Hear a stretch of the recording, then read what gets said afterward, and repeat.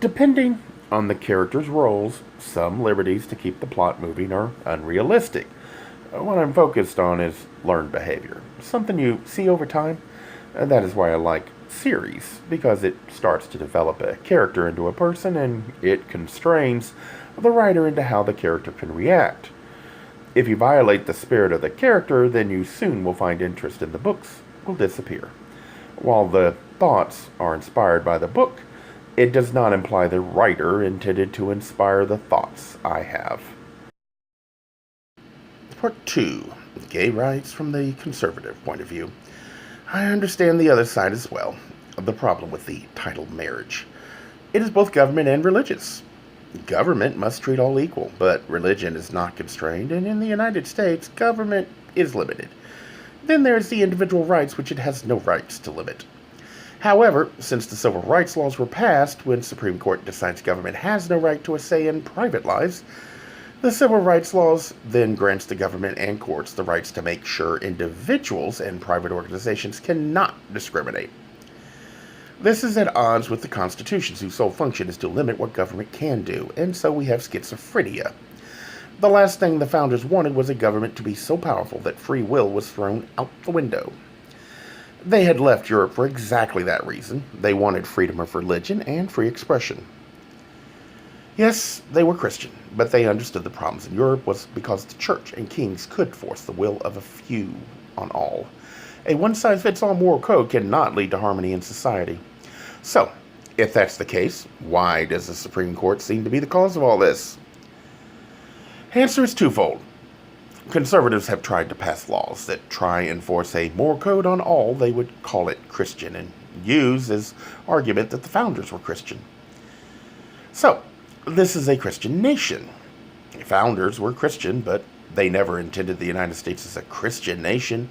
They saw a difference between morality, society, religion. They wisely chose to keep them separate. Conservatives take it to the courts, and the Constitution does not give government a right to enforce a moral code. So, they must rule the laws unconstitutional. The more times the Supreme Court rules laws unconstitutional, the public is convinced it has a new right. Because we no longer understand, just because the Supreme Court says government has no right to make the law, it doesn't mean it is a new right citizens have. The Constitution hasn't changed. The Supreme Court is consistent. Society, especially the young, begin to assume a right that was never given. This is when the Civil Rights Law kicks in.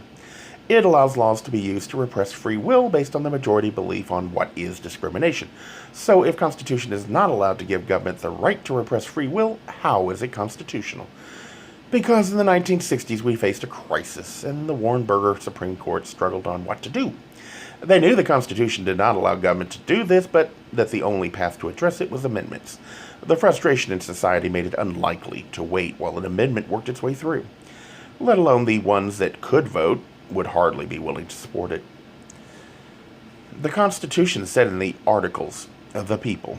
It did not define those people, and an amendment did address for voting purposes, but nothing in the main body of the Constitution. They used that to rule civil rights laws as okay. It made sense, but it caused an exception, and it causes what we see today. More and more, the Constitution is being blocked out by all the exceptions that are being allowed through. But it started with that one time when the Supreme Court decided, for the greater good, they would be creative and bend the Constitution. The road to hell is paved with good intentions. 2018, we have 4 justices that believe in a living document, allowing for things like what the Warren Burger Court did. 4 justices are constitutionalists, but believe in settled law. They rule new cases by constitution, but will not overturn bad ones. When they act on new, they then have to follow the civil rights laws. This leads to the people unwise enough to force morality being discriminated against. One judge is hard to figure. Many decisions rest in his hands. While the thoughts are inspired by the book, it does not imply the writer intended to inspire the thoughts I have. The attempt is to start a discussion and get people to think about human behavior from the perspective of the closet.